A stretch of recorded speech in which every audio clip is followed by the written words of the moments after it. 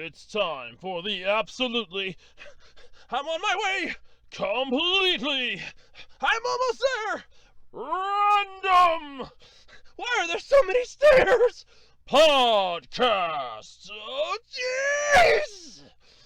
With Andrew Rhodes. Hello, everybody, and welcome to another episode of the Absolutely Completely Random Podcast for Saturday, January 23rd, 2021. I'm your host, Andrew Rhodes, as always, here on the Web Designer 18 YouTube channel. And what do I got to talk about this week? Well, believe it or not, I have a nice amount of topics for once. Like a bot on Reddit that can turn their arguments into Ace Attorney debates.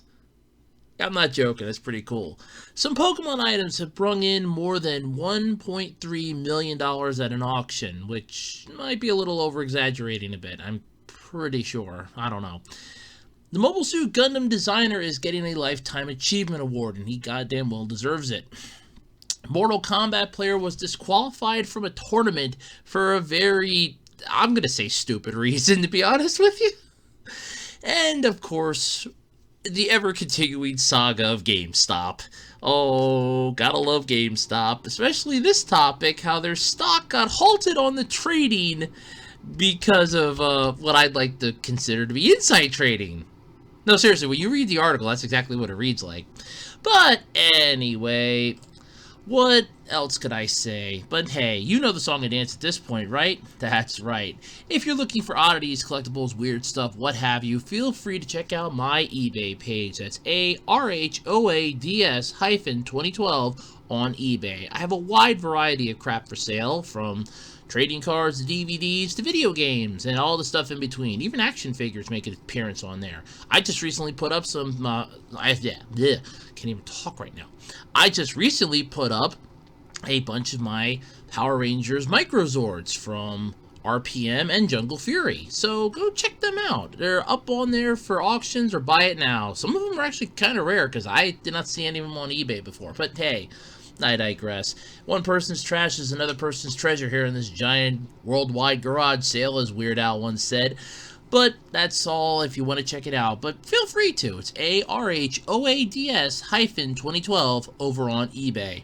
You can also follow me on Twitter at OtakuRhodes. That's at capital O-T-A-K-U, capital R-H-O-A-D-S over on Twitter. And don't forget to check out the official Web Designer 18 Facebook page, where I do update it when new videos drop and when information is put out about the channel or in general. And hey, while you're here on the channel, you know, listening to this while you're, I don't know, doing homework or working on a project or just relaxing for an hour or so, why don't you hit the like, comment, and subscribe section right here. You know, hit the thumbs up or the thumbs down, subscribe, ring the bell, and comment. It's good for the YouTube algorithm. Okay, well, my dry bread says that every single week, and honestly, it's kind of true.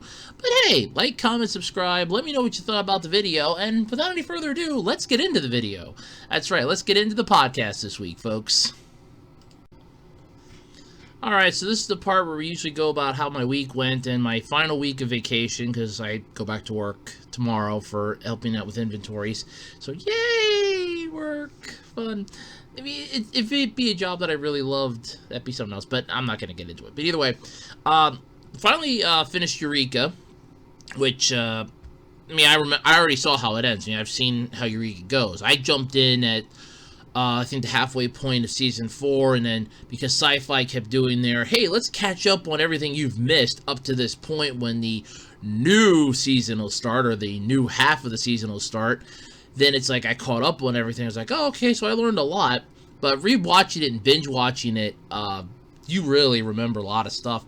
But we finished that, I want to say, Wednesday.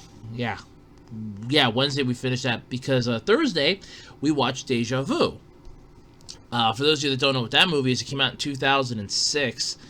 It's a Denzel Washington movie where he's taking on Jim Caviezel after a ferry blows up in a harbor on Mardi Gras, or aka Fat Tuesday. And it's actually pretty cool. He ends up seeing things through a time window that's set up by a bunch of people. It's not a bad movie, though I will say this: if you end up getting earworms easily, Don't Worry Baby by the Beach Boys is going to get stuck in your goddamn head for a week. I guarantee it. It's still stuck in mine. But, the movie's good. If you get a chance to watch it, it's called Deja-Vu. It's still up on Tubi yet till the end of the month. I highly recommend you get a chance to watch it. Honestly, it's a good way to kill 2 hours. It's like a 2 hour, it's either 2 hour and 4 minute or 2 hour, 6 minute movie. And it is a goddamn beautiful way to kill 2 hours, basically. It's a damn good movie, I'm not gonna lie. My mom was hooked on it. She's like, oh, this is interesting. She goes, I'm getting interested in this movie. I'm like, yep. I think to myself, I figured she would be. I'm like, yep, I kind of figured she would be getting interested in this. I'm like, yeah, I kind of figured it. It's not a bad movie, I want to say that in any way, shape, or form. It's a damn good movie. It's just one of those that it's long, but if you enjoy time travel stuff, it is a good movie. It's definitely something that will catch your attention, and it is eye-catching, and it's beautiful, I'm not going to lie. We were watching that, though. I'm pretty sure it would have been Thursday. I want to say Thursday. I'm probably going to be wrong, but I want to say Thursday. So we were watching that.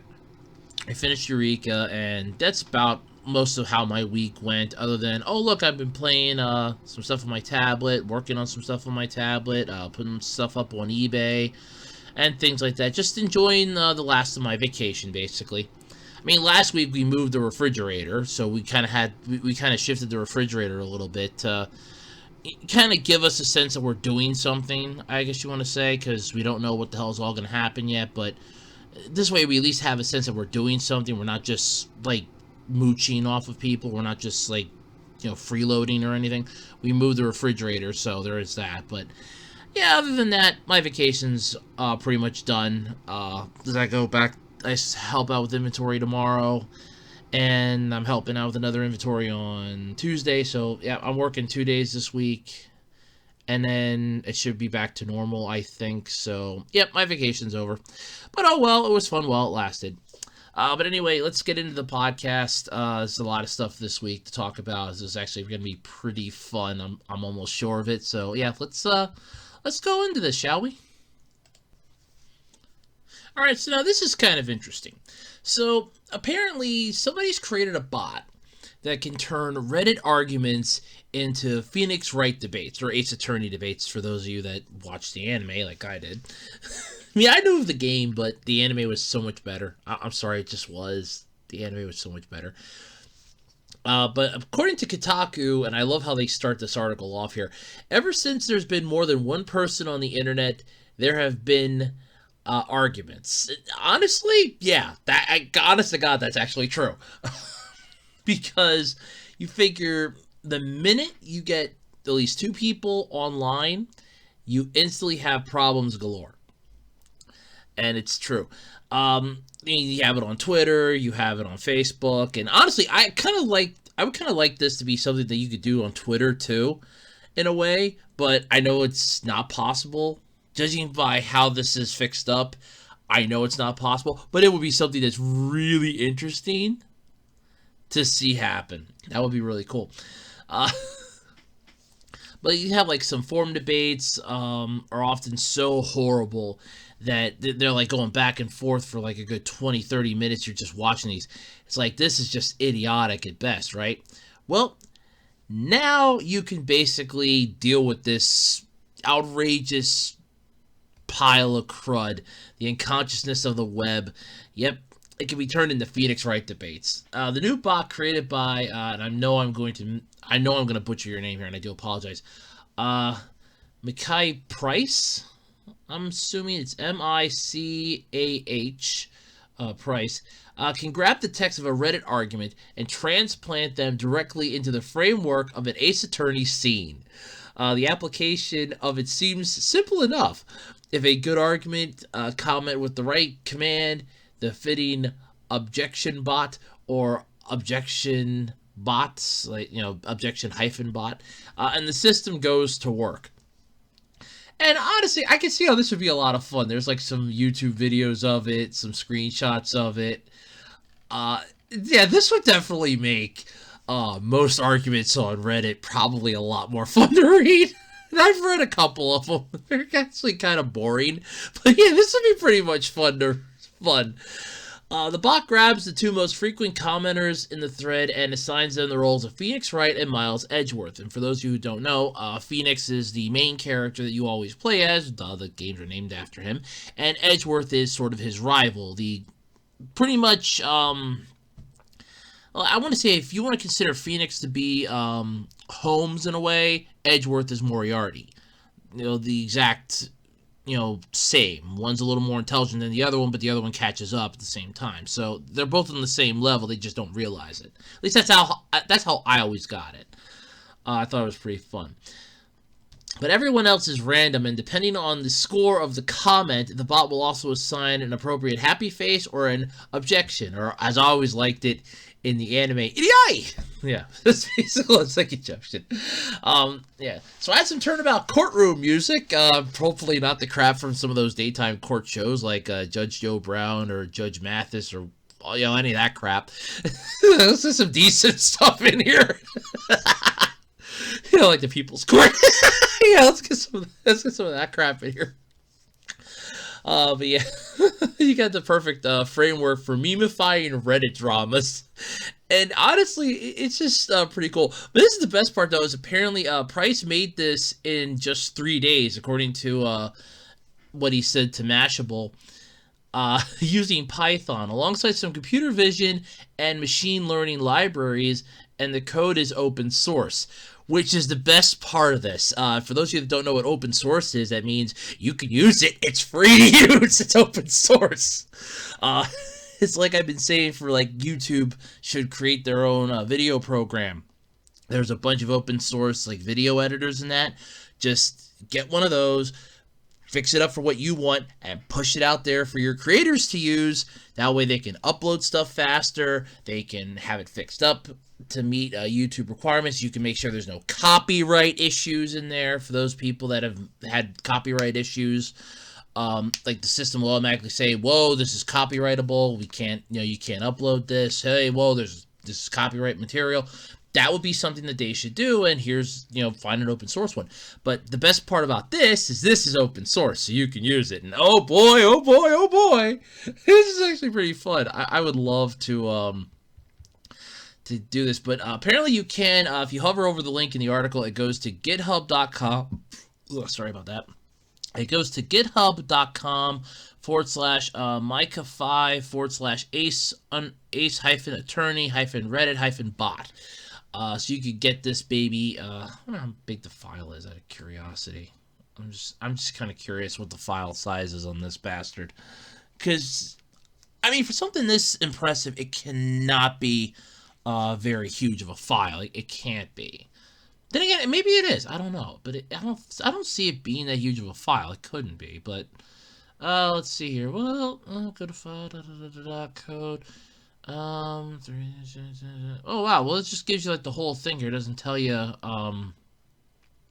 how big it is, but yeah, you got the ignore assets folder, the I'm an idiot, create a license.md, update read me.md, initial comment, or commit, fixed state passing, or praising error. So there's been a bunch of updates. Some of them were 3 days ago. The ignore asset folder, as of my recording right now, came in 21 hours ago. So yeah, there's a lot here. This is impressive. I'm just mostly curious though, how big's the file? That's what I want to know. How big is this file? Okay, it doesn't really tell you. But, yeah, no, this is actually pretty cool. I will not argue this. So if you want to check it out for yourself, there is a link. Just check out the article, and where it says open source, you click that, and it'll take you right to the Reddit, or right to the GitHub page. It's GitHub. Yeah, right to the GitHub page. And, yeah, I'd say check this out. But I like how he goes on the go. If anything, I'm hoping this bot can expand even further. Twitter threads would be one great implementation, or if it could grab even older arguments from other non-Reddit forums. Other Ace Attorney fans have already turned the infamous how many days in a week forum thread into a Phoenix Wright argument, which is, I think, pretty cool. So they're taking care of it in that respect. But the bot doesn't work on every subreddit, though. Price is noting which subreddits it supports on the bot's Reddit user page. Feel free to use this as a folder for your next dive down the Reddit rabbit hole. So yeah, I mean, he wants it to be able to do Twitter arguments. I would love that. Twitter threads. Holy shit, that would be impressive. You have like somebody just goes square off on, like, let's say two people are debating anime on Twitter, and you literally have them debating anime as anime. That would be like in Sausage Party, how Meatloaf is singing Meatloaf, and he's a meatloaf. It's the same concept. It's kind of funny. I do appreciate that. But yeah, this is definitely interesting. Like I said, if you want to check it out, there's a link to the open source. It's github.com/Mickey5/ace-attorney-reddit-bot. You can also just click the open source link here in the article. But yeah, this thing's pretty cool. I'm down for this. I am down for this. Can we have this on Twitter, please? Please, Twitter. Please, oh great Twitter beans, let us have this on Twitter. I would love to see this on Twitter. Oh my god. Oh man, I can. Oh, better yet, have this for Twitter, but instead of it being Ace Attorney, have it be like a Dragon Ball battle or a Yu-Gi-Oh duel. There you go. Man, I'm not gonna lie, the possibilities for this are technically endless. If you don't want it to be like Ace Attorney, maybe you can make it, like I said, like a Yu-Gi-Oh duel, or Dragon Ball Z battle. Oh god, some other good ones. I don't know, like insert any freaking anime here, basically. You could have this be really cool. But no, the Yu-Gi-Oh one though would definitely be pretty interesting. Like all of a sudden your next card up and it's, your argument, boom, has a trap card. That would be pretty freaking sweet. That would be sweet. Oh, now I really want it on Twitter. Now I really want it for Twitter now. Oh, but this is pretty cool though. Like I said, check it out if you want to. If not, just check out some of the Reddit. You can actually just check out the video if you want to. It's in the article. Holy crap, this is funny. This is honestly good. I'm not gonna lie. Oh, this is just too good. It really is. It's definitely not a podcast at this point if I don't talk about Pokemon.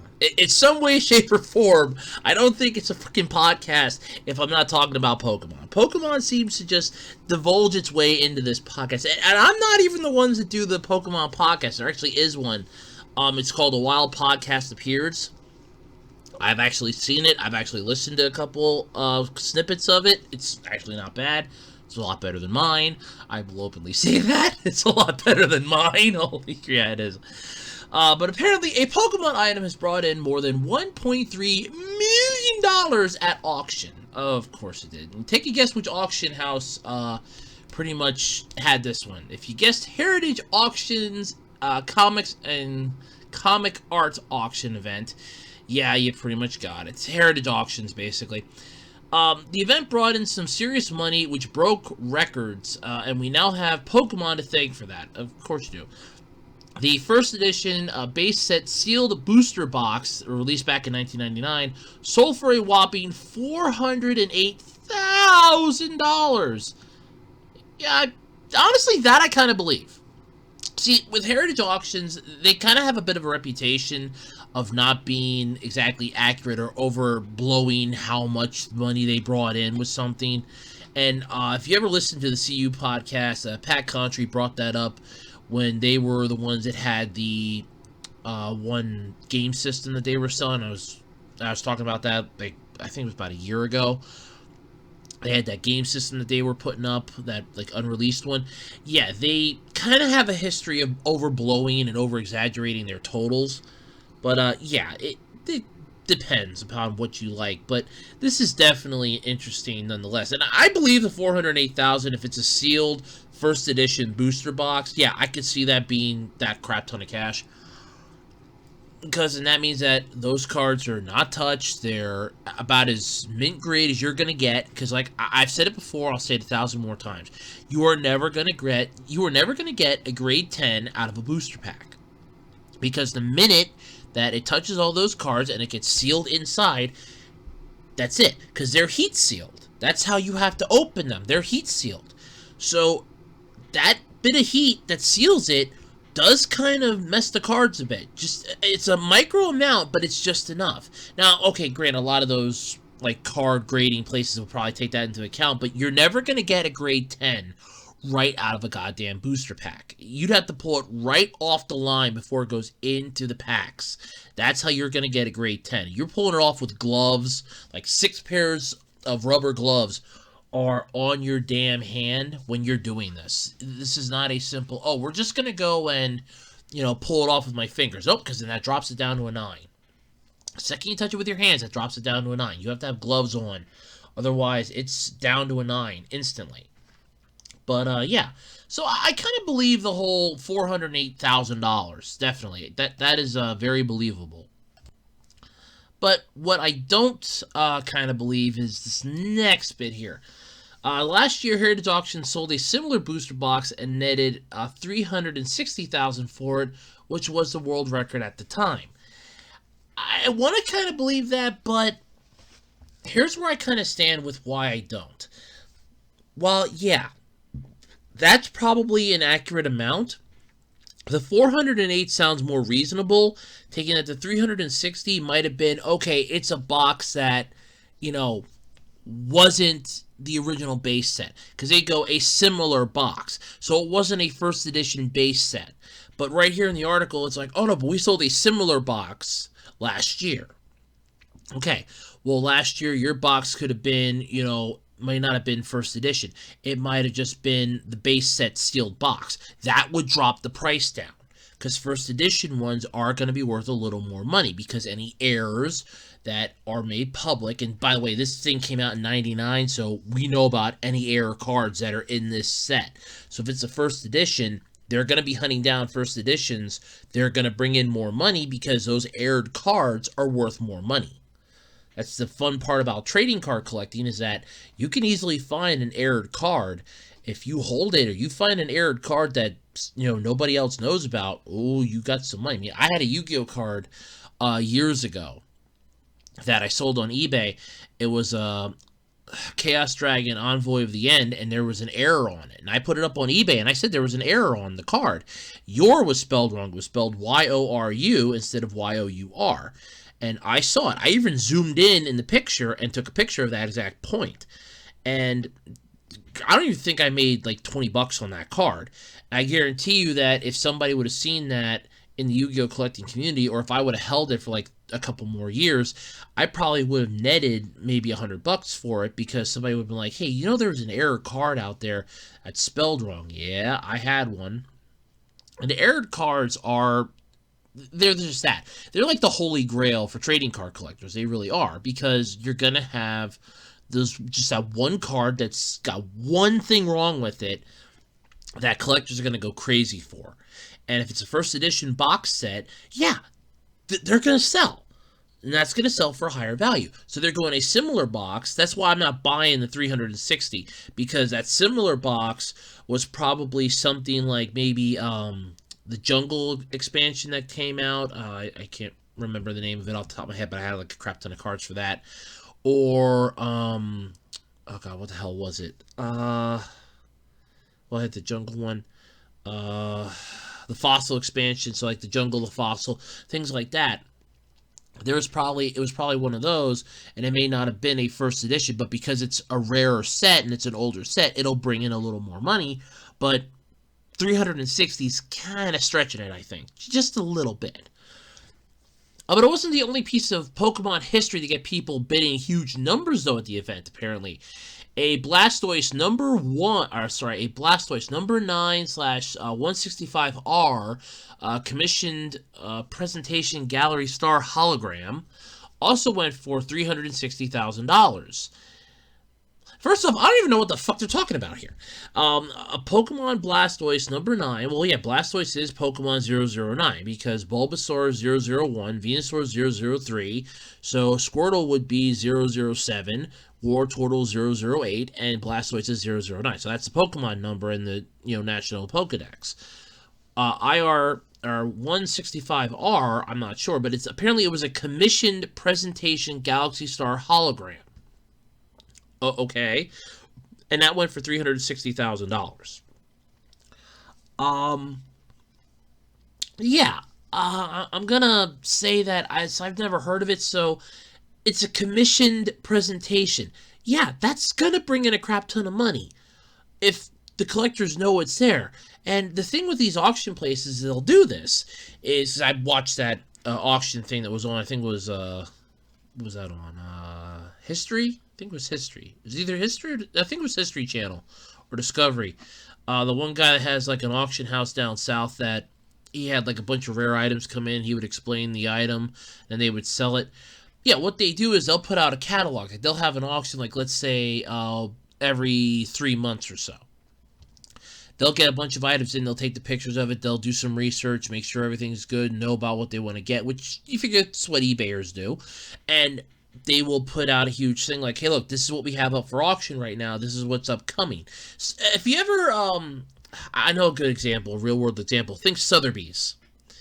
And that is an actual auction house, I found out. I mean, I knew it was an actual auction house, but I didn't know it was an actual one, that they were still doing stuff yet. I thought that was just, they took the name of it for Hunter x Hunter because it was no longer valid. But no, there actually is a Sotheby's auction house. So holy shit. First off, congratulations, Hunter x Hunter, for taking something that actually exists in the world and throwing it into your anime. I mean, like I said, I heard the name. I thought that I thought that they'd stopped doing auctions, but I didn't know that they were still doing them. But yeah, they had like a catalog that you would get, and that would tell you, hey, this is what we have coming up for auction this month, and then boom. It's kind of something that I think eBay should kind of consider with their auctions, since a lot of stuff is now buy it now, buy it now, buy it now, which I'm fine with. That works too. But if you want to, try to get back to the whole auction thing, which is kind of what you started with, I would kind of look into that. Hey, how would you like to do this? Like, we'll waive the fee if you do this. We'll just like charge you $1 to kind of like put up this whole massive, this is what this seller will have up next month for auction, and boom, and just like that. So there's an idea, but maybe not so great of an idea, but whatever. But the Heritage Auction announcement, though, that there was 16 Pokemon items going to be at the auction, and they brought in more than $1.3 million. Yeah, I'm not gonna touch that. Recent history, though, has shown, and I do love this. Yeah, this came from Jesus Garcia, or I guess it's supposed to be Jesus, from the Heritage Auction Comics department, about the $408,000 sale. Was said, and I quote, "Recent history has shown that the demand for first edition base set sealed booster boxes is soaring." No shit, Sherlock. Based on the competitive bidding at when Heritage Auction sold a similar set in November, we expected the interest in this set to be even higher, and our collectors did not disappoint. Again, it's a first edition base set from the original release. They actually have the freaking image in this. Okay, first edition limited printing. First off, first edition limited printing. Okay, for this, that actually isn't something to say. For starters. So yeah, I could definitely see this going for a shit ton of money. I could see this getting people's attention. That other set that you sold back in November, I'm assuming was probably one of the later expansions. Granted, it was still sealed. It was first edition, but it was one of the later ones. This seems like it was the original box, like the original set that was released, the very first one. That will bring in more money, because if there was an aired one in that set, which I guarantee you there was like 2 or 3, I think there was like a Shadowless Pikachu in there. People will buy that to try to get their hands on the aired cards. If not, the cards that are in there are worth a crap ton of money that they'll still make their money back, and they could just sell the friggin' box and turn and burn it. It's not that they're buying this to collect it. They're buying this as a possible resell and net themselves a huger chunk of cheese instead of you guys doing it. That's sort of what it comes down to. If you think about it, in the grand scheme of things, depending upon who you are, auctions are basically a pyramid scheme. But it's a legit pyramid scheme because you can actually sometimes make decent money on this. Like, person A will sell this, and you buy it as person B. Then you decide to do what person A did and sell it again to person C, Whereas this time, where person A sold it to you for this much, you're selling it to person C for this much, and you're making a little bigger profit than person A did because you know what the value of this is, and person C bought it for what you know the value is. Whereas person A just had to offload it. But then person C decides to sell it to person D, and so on and so forth, and the profit just keeps going. That's sort of how it goes when it comes to certain auctions. And there are people that will go to auctions just to look for stuff like really rare vintage items to turn and burn. It's not a, oh, I'm going to go and buy this and add it to my collection. That's the story that they'll give you when they go. When they get home, eBay this bitch. I will not guarantee you, sorry, let me phrase that. I guarantee you that this exact box that was bought for $408,000 will find its way up on eBay or a Pokemon collector's private auction site. I guarantee it. One way or another, it will find its way up for sale again. So if you missed it, I guarantee you, look around hard enough, you'll find it. But yeah, no, this is definitely going to find its way back up online, back up on an auction before the end of the year. I can guarantee, because that's a huge amount of money that is just going to probably double, because then they'll try selling it for like double what the amount is, and then they'll be the ones bringing in more money. Although you have people like me that kind of know how this system works, informs you, and then you kind of now know how it works too, so now you kind of know what to be on the lookout for. Remember, if it's too good to be true, it probably usually frickin' is. So for those of you out there that have ever seen Mobile Suit Gundam, and I'm just going to sit here for a moment so you can think, yes, stupid, I've seen it or I've heard about it. Of course you have. You obviously probably know this name then. Yoshikazu Yasuhiko, right? And yes, I actually had to practice that before I started recording. Well, he got his start back in the 70s animating for Osamu Tezuka. For those of you who don't know who that is, there's an award that is given out in his honor, the Tezuka Award. Yeah. But he had a publication company called Mushi Publications. Well, believe it or not, in 2021, Yoshikazu Yasuhiko is going to be getting the Japan Academy Film Prize Association's Special Award for Lifetime Achievement, occurring at the 44th Annual Japan Academy Film Prizes in March. Now, why is he getting this? You obviously want to know this. That's because between 1970 and 2021, Yasuhiko has been very busy. He did character designs for Mobile Suit Gundam in 1979 and went on to do designs for Mobile Suit Zeta Gundam, Mobile Suit Gundam F91, and other parts in the Gundam franchise. So, yeah, that's pretty freaking huge.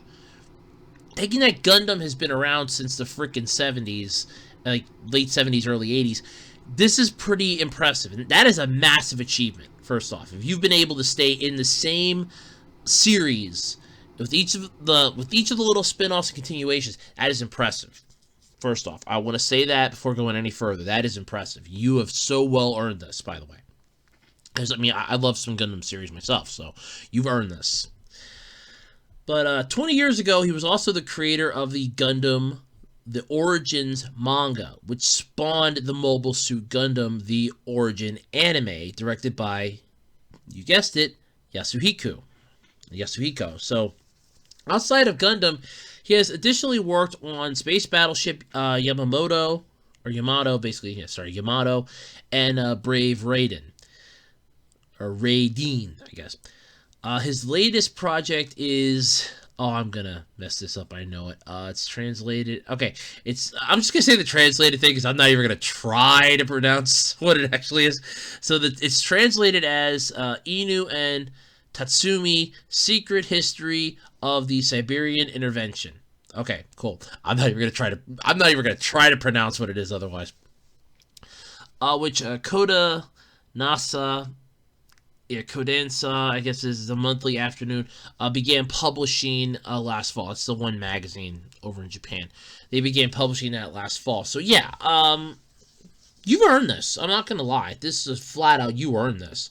And first off, like I said, I've seen most of the original Gundam series. Granted, I haven't seen them all, but if you've ever played any of the Gundam games like Encounters in Space or Journey to Jaburo, you kind of get most of the pieces from the anime that are leading up to that. I played Journey to Jaburo.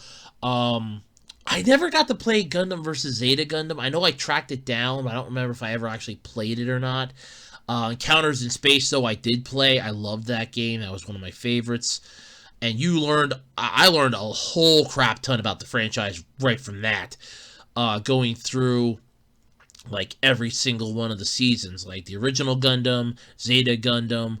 When I played Dynasty Warriors Gundam 2 and you play the story modes, oh boy, do you learn a lot. Mostly when you learn a lot. And that kind of makes you want to like look up the older ones. Now, granted, I have seen clips to the original Gundam series. I'm not a fan of how it looks originally, but the story is good. See, it's just that the art got better. For me, it's the art got better as it went on. It seems like a little too washed out, and I understand it's what it is for the time, but you have to remember, I grew up in the 90s, so I kind of got spoiled with slightly different animation versus what it was back then. So I do kind of have that, please forgive me, sort of mindset in this in a way. But yeah, please forgive me for my, I'm sorry, I'm not a fan of how it looks originally, but it did improve with like later iterations that they went back and used RX-78. It did get better, so I'm not dissing Gundam. I'm just saying that the art style has improved from where it started, but this is definitely honoring where it started, and that is all that matters. And he has well earned this title, because you figure if it wasn't for Gundam, we would have never had the massive mech boom for a genre in anime. We would have never had the mech genre, and honestly, I could not think of anime at this point in time without, the mechs. There are good mech series anime. I mean, you have Gurren Lagann, Godanner, Neon Genesis Evangelion in a way kind of counts as a mech anime. Any of the Gundam franchise. Though personally, I do like Gundam Wing, Mobile Fighter G Gundam, the Build series entirely. Build Fighters Try, Build Divers, and Rebuild Divers. All four of those were just, they were chef kiss good. I was like, wow, those things were good. They were chef kiss good. Holy crap, are they good. There's a bunch. I mean, I did like Zeta Gundam from what I saw playing the games. You can actually like live out the actual fights, which is actually really cool if you ever play the Gundam games. It's really interesting to watch those, and I'm like, yeah, the Zeta Gundam is really cool. They went into Double Zeta Gundam, which, well, I don't have any issues with it. I kind of got lost with the story, and I don't think I'm alone in that. I kind of read a lot about it. They had F91. I know there was a 0081 Stardust memory. I know there was a 0081 because I saw the thing for it. There's like so many Gundam things out there. I mean, I know there's Char's Counterattack, which actually that was a pretty good one too. If you ever watched that special, that was pretty cool. I almost got that years ago at Best Buy. They had it. I was like, I should have bought that. I found it on YouTube. I watched it, and it was like, oh, okay, it wasn't bad, but the game made it a lot better. No offense. No offense, it did. The game kind of made it a lot better. But yeah, so this is an impressive, I want to stress that, if I can. This is very impressive that he is getting a Lifetime Achievement Award. He has well earned it, too, because Gundam has been a staple in a lot of anime childhoods. I mean, for me, when I started watching anime, my very first one is a toss-up, honestly, at this point, between either Sailor Moon, Samurai Pizza Cats, or Dragon Ball. It's one of those three. I'm kind of leaning more towards Samurai Pizza Cats, because that was second grade for me, and that, I think, was where I started watching that. I just thought it was a cartoon, to be honest with you. But, yeah, so there's that. And when Toonami hit the airwaves and I was watching Gundam Wing, I was like, yep, I got into Gundam mostly from Gundam Wing, and it just grew from there. And then when I started playing the Gundam games and I had the ability to look stuff up on the internet and I'm learning more about the older franchises, I'm like, yeah, this is a not bad series. I do like this series. And Gundam is, without a doubt, one of the most greatest, ever. I'm not, I'm seriously not doubting this. This is one of the best franchises that has come out of anime. And it is definitely upper echelon. Definitely like within the top 10 of god tier anime titles that are like old school, that can still be new.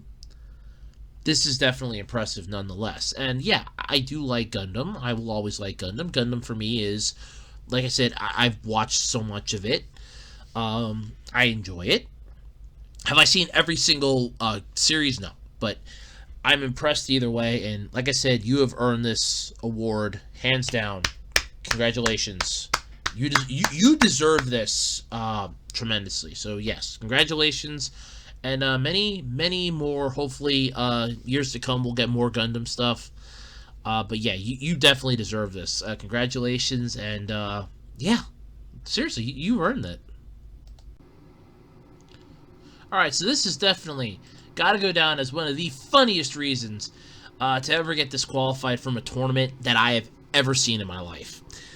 Honestly, I don't know where to go with this. How just flat out stupid this is. But here we go. Let's give it a shot nonetheless. So, a Mortal Kombat player was disqualified from a tournament for criticizing the developers.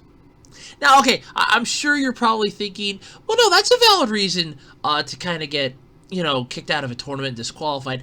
Yeah, taking a lighthearted jab at the freaking commenters or the freaking developers, that's not really, in my opinion, a good enough reason to get your ass banned. Sorry. At least not, disqualified from a tournament anyway.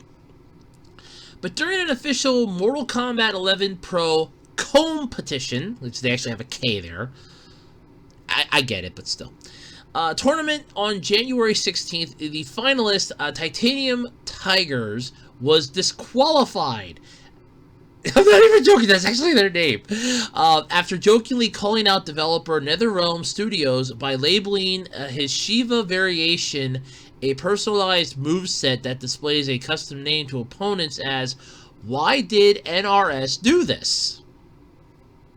That is the actual name that he put down for this. It's "Why did NRS do this?" The disqualification made for an awkward moment on the stream, which, by the way, you can actually pull up in the article. It's kind of funny.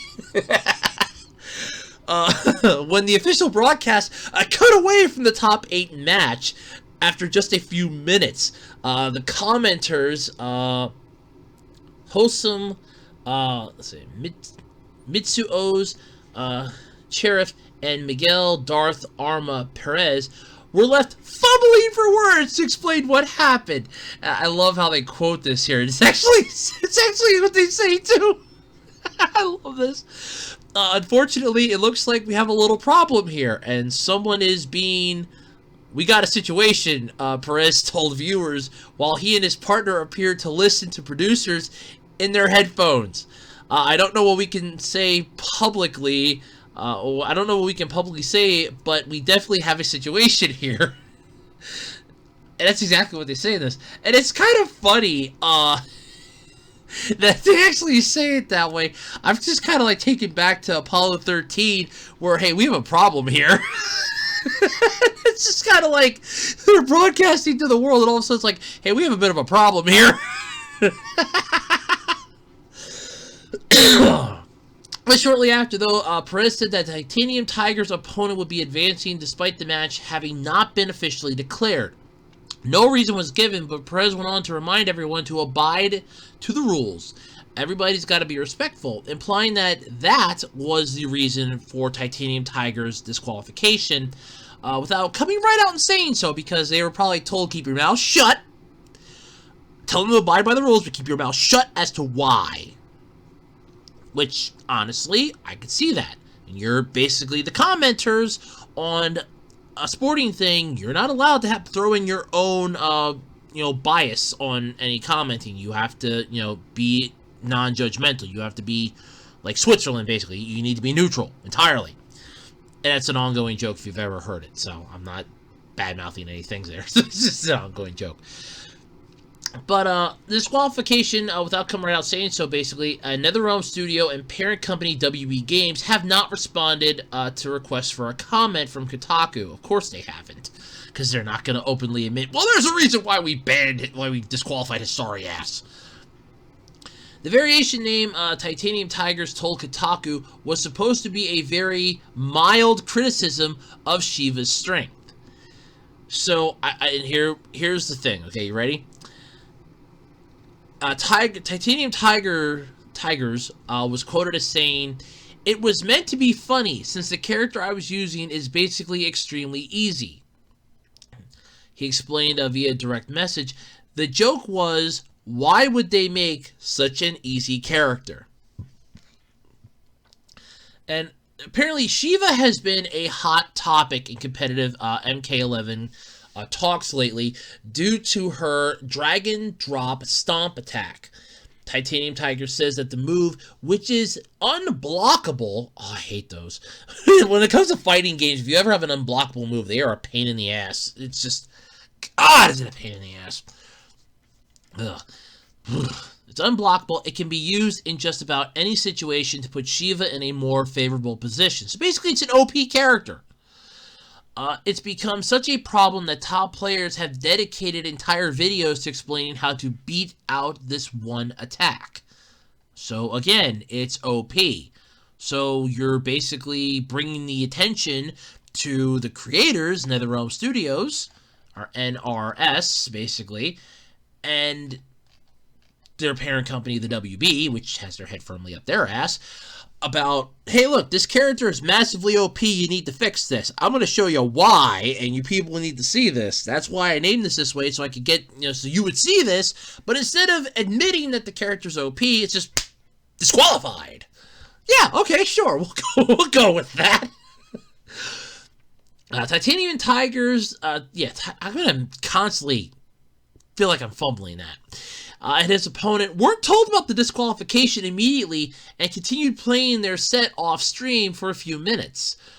So the commenters and everybody else was cut off, but yet they're still going with their match yet. Like, well, I don't know what the hell's going on, but hey, I'm still playing my match yet. Screw this crap.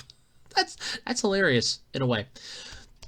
After being notified, he was allegedly left in the dark as to why he had been disqualified and wasn't given a chance to rectify or challenge the situation, which I would assume would be in any freaking tournament. I mean, unless there's a clause in the tournament guidelines to say that we have final decision, we can boot you out for any freaking reason whatsoever, and you can't say jack shit about it, I kind of see this being a massive, no, wait a minute, I was illegally disqualified, you needed to tell me why.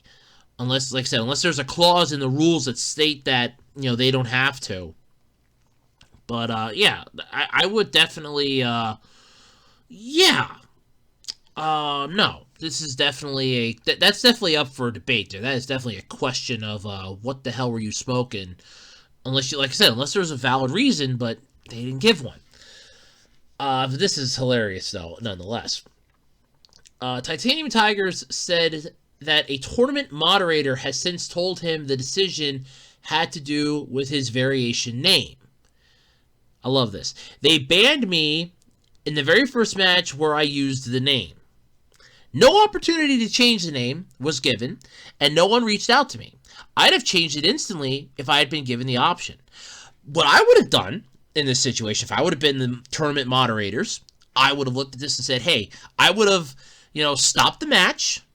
I would have said, look, we have a server issue. That's what I would have told the opponent. I would have said, look, we have a server issue. Just give us a minute. We'll hook it back up. You guys go right back to your fight. Just give us a minute. We want to transfer you over to server B. We have a server issue. That would have been fine. While you're lying to opponent B to, so that they're not confused as to what the hell is going on, you turn to the first opponent, the other one, and go, okay, you need to change the name. Now, this is your only warning that you get. Change the name. This is your only warning. You get one. This is your one and only warning. Change the name now. And I guarantee you probably would have done that. and then went back to the match. Instead, it's, no, we're going to set an example here, and it's going to be the example of, you're done, end of discussion, you're disqualified. That would be like me going to that would be like me playing in an NFL game with a baseball bat. What are you bringing the bat for? Oh, you'll see. I'm just going to bust some kneecaps as I'm running with the ball down to the goal line. Well, look, I'm playing football. I'm just playing it with a baseball bat. It's the ultimate cheat code. That would be something similar to that. That would be a valid reason to disqualify me, but this is not a valid reason to disqualify somebody. I mean, that's definitely hilarious. Especially if Titanium Tiger's even comes right out and goes, I'd have changed the name instantly. So he basically admits that, look, I did this to make a point. I was more than willing to change it back if you would give me the option instead of just disqualifying my ass. Second off, how the hell did they figure out what NRS, that freaking name, meant? Okay, that could have been how, why did insert any other 3-word acronym for NRS do this? No real sleep? Come on. Anything could have been put in there. So, yeah, that was a little bit of overkill, in my opinion. I will definitely say that was a bit of overkill. So while the official pro competition rules, though, don't specifically mention these kinds of protests, the Code of Conduct section does give the organizers discretion to disqualify players for just about any reason. So this goes back to what I said earlier when he was going that nobody told him what was going on. Nobody said anything to him. We had no idea what the hell was going on. And it was like later on he was told, this is why you were disqualified. And it basically goes to that they have it set up in the rules, which I guess I can pull those up. Oh, yeah, cool. I can. All right. I want to see these rules. I want to see these rules. Show me the rules, damn it. I want to see the rules. I want to see the rules. There's esports rules. By the way, I love esports at this point. This is getting a lot of fun. This is the type of sport that I can get behind. Where do I sign up to join esports? I want to do this. Okay. Competition, the league, sponsors, blah, blah, blah, blah, blah. 2020 Okay, I want to see where it says you're in an esports league. I want to know how I can join this stuff, man. Esports seems like a lot of fun. Okay. Blah, blah, blah, blah. American West. Okay. Let's see, league format, points. Oh, wow. Oh, look, even if I place 25th, I still get 5 points. Okay, can I really join this, please? I want to join esports. I can do that for a living, man. I can be an esports player. I would love that. Oh, I'd probably suck at it, though. Still, I would love that. Let's see here. They give you competition, blah, blah, blah, blah, blah. General eligibility, player equipment requirements. Oh, okay, player equipment requirements. Okay, this should be good. Tournaments are open to individuals who are 17 years of age or older on the date they've registered for a tournament. Online tournaments are open to legal residents as the indicated section above in section 3.1.1. Individuals who are blah, blah, blah, blah. Man, they really have this written in good legalese here. Officers, directors, and employees of intersports and tournament organizers and each of their immediate family members, spouses, are not eligible to participate in the league without express written permission from Intersport. Yeah, no shit. Players must supply their own... Okay, this is impressive. So players must supply their own PlayStation 4 console unit, monitor or television, game copy, controller, and may optionally use headphones, player equipment. But use of player equipment at a tournament is solely at the discretion of the tournament organizers. Oh, I could believe that. You wouldn't want to have somebody that has like a hacked system that... Yeah, come on. That I believe. Player equipment is suspected by the tournament organizers to provide an unfair competitive advantage will not be approved for use. Oh, yeah, but yet you can use it at home right now because you can't really have anybody in one massive setting. Oh, yeah, sure. Okay, we'll go with that for 100. Yeah, okay, sure. We'll go with that. At their discretion, blah, blah, blah. Okay, I gotta find this in here. Where the hell this says... let's see, how to apply... Okay, how to apply to play in a tournament. Oh, wow, you can actually apply to play in a tournament. There's an actual thing for that. Okay, cool. This is fun. Registration, player appearance release, code of conduct. Okay, here we go. That's what it says, the code of conduct, right? Yes, Code of Conduct section. Thank God I found it. Section 7, Code of Conduct. Here we go. All players are expected to exhibit good sportsmanship and maintain respect for one another and for all league or tournament staff and spectators. Players must follow all instructions of Intersport or the tournament organizers. Players may not text/email or use social media during a game or match. Players are expected to play at their best at all times. When the hell wouldn't a player play at their best? Come on. I doubt highly anybody's going to be taking a dive in this. Trust me, if they're like a Grand A player and they suddenly go down, that I would be suspected of, like, I'd really watch that. But if they're trying their damnedest, you see them moving their hands and they're just getting their ass beat by a freaking noob that's probably really good at this game, that's just them getting schooled. That ain't them, like, freaking not trying their best. Come on. That's a good one. Within the tournament to avoid any behavior inconsistent with the principles of good sportsmanship, honesty, or fair play. Any player behaving inappropriately or not competing in compliance with these official rules, including the gameplay rules, as determined by Intersport or the tournament organizers in their sole discretion, may be immediately disqualified from the league or tournament, and forfeit any potential prizes. Further, Intersports and the tournament organizers reserve the right, in their sole discretion, to ban disqualified players from any future tournament or event organized by Intersport or the tournament organizers. Behavior that is considered to be inappropriate and in violation of the Code of Conduct include, but is not limited to, the following. Holy hell. This should be good here. Okay, so interfering with the operation of the tournament, the league, the Intersport website, or the league website. Acting in an unsportsmanlike or disruptive manner, or with the intent to disrupt or undermine the legitimate operation of the tournament or league, or to annoy, abuse, threaten, or harass any other person. Engaging in collusion, e.g. any agreement between two or more players, or to predetermine the outcome of a game or match. So basically, no taking a dive. Cheating of any sort through any means. Yeah, no shit, Sherlock. Intentionally delaying or slowing gameplay or tampering with gameplay in any other known or unknown manners. So I can't, like, school my opponent and make my opponent, like, really regret the day that they got into this by toying with them. That's no fun. That's no fun. Offensive, vulgar, or obscene usernames, avatars, logos, branding, or gamer tags. So I'm assuming that's what they're going to be using as their defense for why they disqualified him. Sexism, ageism, racism, or any other form of prejudice or bigotry. Engaging in violence or any activity which is deemed in the judgment of Intersport or the tournament organizers to be immoral, unethical, disgraceful, or contrary to common standards of decency. You do realize this is a game where two virtual characters are killing each other with fatality moves, right? Or you're just going with the players here? Engaging in any activity that is illegal in the jurisdiction where the affected player is located. Offering any gift or reward to a player, Intersport, or tournament organizers for assistance.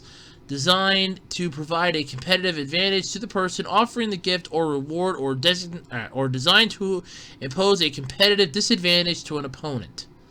Okay.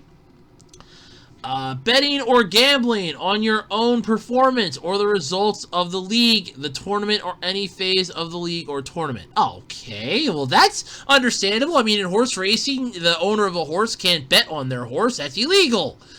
Hell, everybody knows that. It's common knowledge. That's like the owner of a baseball team betting on the baseball team. In fact, they've actually done that. Let's see, here we go. Making any modifications to the title game that has not been disclosed to and authorized by Intersport or the tournament organizers. So basically, you can't mod the game for your advantage. Intentionally using any in-game bugs or so-called hacks to seek an advantage. Now, wait a minute. Now, how the hell... Now, what if somebody doesn't know about this and all of a sudden it happens? You're going intentionally. And you're going to up and say that they intentionally knew because you're going to exercise your right, as you stated up here, that you reserve the right in your sole discretion to ban disqualified players for future tournaments or events behavior that is considered to be inappropriate and violation, it may not be limited to the following, but you still have the final say in this. So, yeah, okay, I'm going to call bullshit on that rule. Using any language or wearing any clothing or apparel that is obscene, foul, vulgar, insulting, threatening, abusive, libelous. What the hell is that? Abilious? What the hell is it? Libelou. Okay, that's a new word. That's a new word for me. Slanderous, defamatory, or otherwise offensive and objectionable. That is seriously a new word for me. I'm definitely gonna have to. I gotta look this word up. Hold on a second. Let me pause here. I gotta look this word up quick. This is a new word. I have never heard this word. It's never been in my dictionary before. My dictionary is drawing a blank here. Okay. What is this word, Google? Tell me. That's a new word. I have never heard this word before. This is a new word for me. Containing or consulting. Okay, no, that can't be it. It's no. So let me see the more definitions here, because obviously something's a little weird here. I mean, I know what defamation is, but according to this, libellous is containing or consulting a libel. A libelous newspaper. Okay, that's a new word for me, basically. That's a new word. Thank you, MK11 tournament staff, for giving me a new word here that I've never heard of before. Wow, I'm 31 years old and I'm still learning shit. Okay, so basically, you can't do anything that could be discriminatory conduct, basically. Using any tournament facilities, services, or equipment provided or made available by Intersport or the tournament organizers to post, transmit, disseminate, or otherwise make available any communications prohibited by this code of conduct. So basically, you can't use a phone that they would give you to call 1-800-GET-A-LIFE. Got it. Moving on. Taking any action or performing any gesture directed at an opposing player, official, or spectator, or inciting any other individuals to do the same, which is insulting, mocking, disruptive, or unsportsmanlike.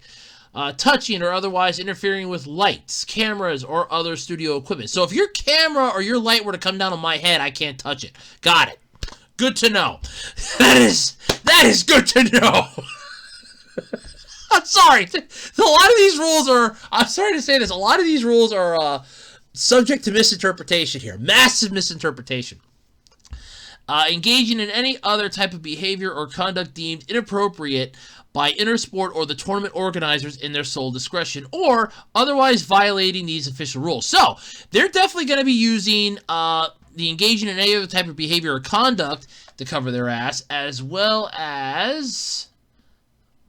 Where was it? I wasn't cheating through any source, intentionally using, no, where was it? Yeah, man, no, it wasn't a modification, language or clothing, no. No, it definitely wasn't that one. Exclusion, interfering, no. Intentionally delaying, no. Okay, it's definitely going to be either the offensive one, so I'm trying to clear. 1, 2, 3, 4. So it's either number 6 in this list, or second up from the bottom of it. Any player who violates the code of conduct may be disqualified, and Intersport reserves the right to seek damages and other remedies from such a player to the fullest extent permitted by law. So on top of this, on top of disqualifying this kid, they could possibly sue him for money. Oh, that's great. Any deliberative attempt to damage any website or equipment used in connection with the tournament or league, tamper with the title game or tournament format, or otherwise undermine the legitimate operation of the tournament of the league or a tournament may be a violation of criminal and civil laws. And should such an attempt be made, Sony Interactive Entertainment and other tournament organizers reserve the right to cooperate in the persecution of any such players, and to purpose all remedies available to them to the fullest extent permitted in equity or under the law. So basically, they're going to use that to cover their ass, definitely. But holy crap, yeah, the code of conduct section. Okay, so they're definitely going to be using 2 of those, either 6 down from the top or 2 up from the bottom, to cover their ass for disqualifying this guy. First off, I wouldn't have disqualified him. I would have just gave him a warning. because obviously he did it as a statement. I would have just given him a warning. But since the disqualification, the hashtag why did NRS do this has spread through the Mortal Kombat community on Twitter, and Titanium Tigers told Kotaku he's received a bunch of support from fellow players who disagree with the decision. I'm not even a player, and I disagree with the decision, so you got me on board with that too. You got me on board with that too, so don't make me look like an idiot. You got me on board with that too. He also said problems with Mortal Kombat 11 and last week's disqualification won't keep him from playing in future tournaments. No, but their code of conduct and their rules might. That might be. It's the pro competition and I'm a competitive player, Titanium Tigers explained. I might hate how they do things, but at the end of the day, it's their game and I don't have any other options. Beggars can't be choosers, basically. Yeah, it's their game. You just have to bend to their will, and bend over and let them stick the screwdriver in, basically. But yeah, no, I agree. I think the disqualification was horrible, personally. You don't disqualify somebody for that. I would have just given them a warning, said, okay, change it now, only warning you get, that's it. And I would have feigned it as a server malfunction. Problem solved. Feign it as a server malfunction, fix the server, say, okay, we've transferred you over quick to server 2, and boom, problem solved. You're back in business. And then go, okay, we're back, we're good. Continue with your match now. Let's restart the match. And had the name change, all of a sudden it would have been like, okay, and the fans would have probably figured out what happened. Whereas, disqualified. No, that was wrong, but yeah. So, like I said, I'm on board with it. I'm not even a player, and I think the disqualification was wrong. But like you said, at the end of the day, it's their game, and you just have to bend to their will. So it sucks, but it's true. So, remember back, I want to say, maybe about a year ago, when I was talking about that GameStop was going into the red. They were facing the massive screw you, middle finger of bankruptcy. They were closing stores left and right. They were repurposing themselves. They were changing up their entire reward system where they were going to give you $5 a month that doesn't roll over to come into their store and buy something. Which is where you know that the company is going down shit creek and fast when they're paying you to come into the store. That's where you know your ass is grass. Well, remember back then when I made the comment that, oh look, GameStop stock is so damn cheap I can finally buy stock in a company that's sinking faster than the Titanic. Well, if you did buy stock in GameStop, you probably loved yesterday's news. I found this yesterday. I was laughing my ass off when I read this last night. So GameStop stock has halted their trading after some Reddit drama. The stock suddenly rose 69% on Friday. I'm not even joking. This is hilarious. So trading in the stock of the video game retailer GameStop, or GME, was halted briefly on Friday because it soared more than 70%, due partly to the enthusiastic support of a group of Reddit day traders. The stock soared up to more than 250% year to date, rising sharply last week after GameStop announced Chewy CEO Ryan Cohen was joining its board. I don't even know who the hell that guy is. But apparently CNBC reported that. Short seller Crichton Research predicted the price would drop, but members of the Reddit board r/Wall Street Beats, who have been generating interest in the stock, criticized Crichton on the Reddit message board and continued praising the stock on social media. GameStop is the most shorted stock on the stock market, though. The hype generated by r/Wall Street Beats helped create what is known as a short squeeze. And honestly, I did not know what this meant. And I took economics in high school. I did not know what this meant, so that is really impressive. On GameStop's stock, a short squeeze works like this. Some investors that are known as shorts essentially bet that a company's stock is going to fall, and investors borrow stock from other investors and then sell it with plans to buy it back when the prices fall and then return it to the original owners. Let that sink in for a minute. Yeah, however, with the shorting is basically when that one loses are theoretically infinite.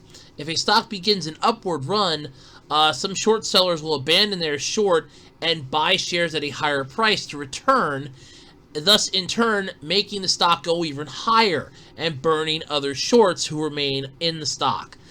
Some of whom may in turn choose to cover their own shorts. Yeah! In this case, they should just cover their own ass. GameStop is the most shorted stock in the stock market, though, according to CNBC, citing fact sheet, more than 138% of its shares are sold short, making it a prime target for a short squeeze. GameStop's Reddit-related surge triggered a circuit breaker stoppage when it rose 69% on Friday at around 12:45 p.m. Eastern Time. So basically, at 1:45, it soared, and that was it. No, this is wrong. Crichton said Friday it would no longer comment on the GameStop stock because of, quote, the angry mob who owns this stock. I love that. The angry mob who owns this stock. Crichton research editor Andrew Left wrote in a note to readers that the backlash had included criminal activity he planned to report to the SEC, Securities and Exchange Commission, for those of you that don't know, which included harassment of minor children as well as financial crimes. Now, I don't know about the harassment of minor children, but if you're talking financial crimes, the first thing that comes to my mind, financial crimes in stock, is insider trading. And I've seen Wall Street, okay? I've seen the movie. I know how this works. You know what's going to happen before somebody else does, and it's insider trading. That is illegal. It is highly illegal. You go to fucking jail for that shit. Okay, watch Wall Street. Okay, it's a really crappy movie from the 80s. Watch Wall Street, you know what I mean. Yeah, it is freaking, no. Insider trading is illegal. Highly, highly, highly illegal. Massively illegal. But according to Bloomberg, though, in the last 10 days, it has been the most volatile period in GameStop stock in its history. At the close of markets on Friday, GameStop was up more than 50% from its Thursday close, with a market cap of, get ready for this, folks, you're gonna love this, the market cap of $4.5 billion.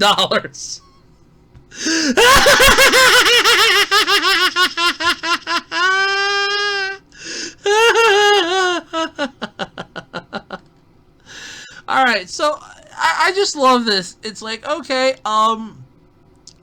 you know, the stock massively jumped up tremendously. Like I said, I would instantly think insider trading, because you're talking one Reddit group that caused this. It's now an angry mob. I would go with insider trading. Definitely insider trading. So it's gotta be insider trading. So yeah, that would be something that you report to the SEC. Definitely. But holy shit. Just when you thought GameStop couldn't make themselves any more of a target for drama, hello, drama! It just came barreling in like a freaking steamroller right through the front fucking door. And it's like, you gotta be kidding me! How do you justify this? It rose up that much because of a Reddit group that created the short squeeze, which caused your stock to skyrocket.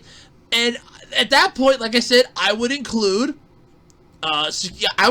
insider trading in your list of criminal activity you're planning to, you know, report to the SEC. I would include possible insider trading, because there has to be some fucking insider trading going on here. How else would people have known about this? Oh, I want to buy your stock from you. Why? I just want to buy your stock from you. Sell me your shares of GameStop. And it's just like that. It's the stock skyrocketing. It's like, hey, I'm buying their stock cheap and I'm making a fucking fortune at the same time. I just can't believe that they were... this is hilarious to me, definitely. I mean, I thought GameStop sunk to a new low when they were paying you $5 to come in and shop in their store. I thought that was the lowest they could sink. I really, really did. I thought they couldn't sink any lower than that. No way in hell could they sink lower than that. Nope. Now they're sunk lower than that. Just 1% lower because of a freaking Reddit group. Yeah, this is perfect. This is freaking hilarious. And I love how it's Reddit day traders that caused this too. And I mean, day traders, for those of you that don't know what those are, they just typically buy and sell stock within a day. They'll buy a stock, and by the end of the day, they've dumped the stock. They don't keep it for more than 24 hours. They don't keep it for longer than the markets are open, basically. So if it's like on a weekend, they won't own any stock. At least nothing long term. If they're a day trader, they don't own anything long term. Holy shit, I freaking love that. So we got harassment of minor children, which the harassment of minor children, as well as financial crimes.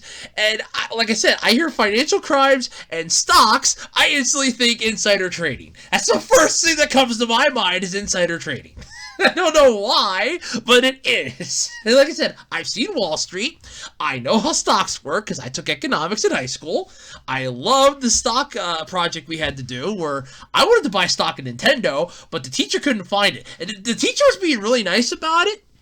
Because, like, give us the list. If you don't find it, I'll try to find it. Just have a couple backups so you can still do the project. And you can just, like, swap it out then if I find it. And I said, well, I want to buy stock in Nintendo because we got, like, I think it was 20,000 fake. It was either 10 or 20,000 imaginary dollars, which the conversion rate is 0 to 1. So you get for every imaginary dollar, you get no dollars back. Basically, that's the conversion rate. Where you put nobody in for one imaginary dollar. It's a very high conversion rate. But basically, I wanted to buy stock in Nintendo, and I couldn't find Nintendo, and the teacher was really nice about it, was helping me try to find it. It's like, okay, I'll look for it during the day. It's one of the ones, I'll let you know if I find it by tomorrow. Oh, the next day, it's like, I couldn't find it, so just use one of your backups. Oh, that was fine. I wasn't going to succeed in the project anyway, and if you succeeded in the project, I mean, I got, like, I think I got an A on it, but if you were, like, the top seller in the project, then you got then basically the teacher bought your lunch. Oh, I packed my lunch all through high school, so it's like, yeah, I'm not really interested in that. I just want to get a good grade on this. I think I got like a high B or an A minus, but yeah, I mean, I did the project. It wasn't bad. The only thing I had to do was get the pie chart right, and I screwed it up like everybody else did. Then he kind of explained, okay, this is how you do it, and then I got it right the second time. But we all messed it up the first time. That was a given because he didn't explain it. He even admitted he didn't explain it well.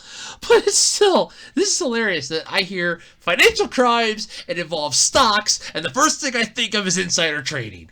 And then when you hear Reddit group and short squeezy, which I now know the freaking term for, I instantly think insider trading. It's like insider trading's definitely coming into light here. More and more, and holy shit. So you thought it was safe to go back to your freaking GameStop again. If this wasn't the final nail in their coffin, nothing's gonna fucking be.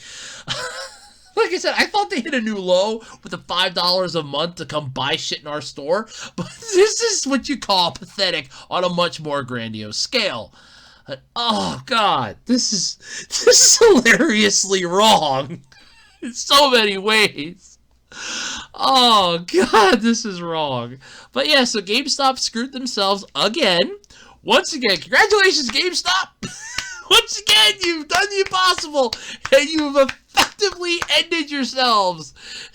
This time you can thank your investors for doing it for you. They're the ones that sped this thing up a bit and just basically poured gasoline on the fire. Oh man. What is gonna happen next, man? GameStop gonna start selling crappy third-party overseas Alibaba consoles and trying to market them as new? I'm waiting for that now. That's gonna be the next big thing they're gonna do, just to try to make some extra cash. This is too damn funny. It really is. Alrighty, folks, and that's gonna do it then this week for me here on the Absolutely Completely Random Podcast. Don't forget to submit your questions for this month's Q&A. I'm actually going to be extending the deadline. Because of my work schedule this week, I'm extending the deadline. That's right. You have until the 27th at 12 a.m. Eastern Time to submit your questions for me to answer this month. And by the way, I got a decent amount of questions. Hold on, let me pull up what I have here. Because I have them in my Google Keep note right now. until I transfer them over later today. So let me pull up my little cheat sheet here. Pull up my little cheat sheet here. Come on, cheat sheet. Come on. All right, there we go. Okay, it's loading.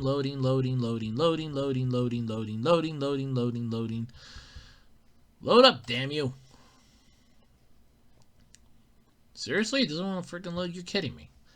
Oh, I think I was up to like 8 questions, so I still have some yet that I didn't transfer over, so it might go up a little higher before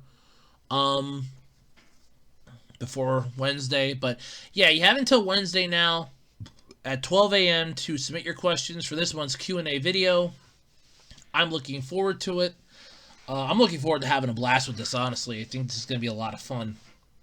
But yeah, like I said, you have until now. Yeah, now you have until Wednesday, the 27th, at 12 a.m. Eastern Time to submit your questions right here for the January Q&A video. I will record it then Wednesday night, and it will probably go up either Thursday or Saturday. I don't know which yet. But as always, though, folks, I'm Andrew Rhodes on Outloads. I figured now you load. I'm getting ready to. Okay, I have a grand total of 8. Okay, that's what I thought it was. I wasn't sure if it was 8. I was pretty sure it was 8, but yeah. But anyway, folks, that's going to do it for me this week. I will catch you all next time right here on the Web Designer 18 YouTube channel on the Absolutely Completely Random Podcast. And until next time, folks, stay frosty, much love, and bye-bye, everybody.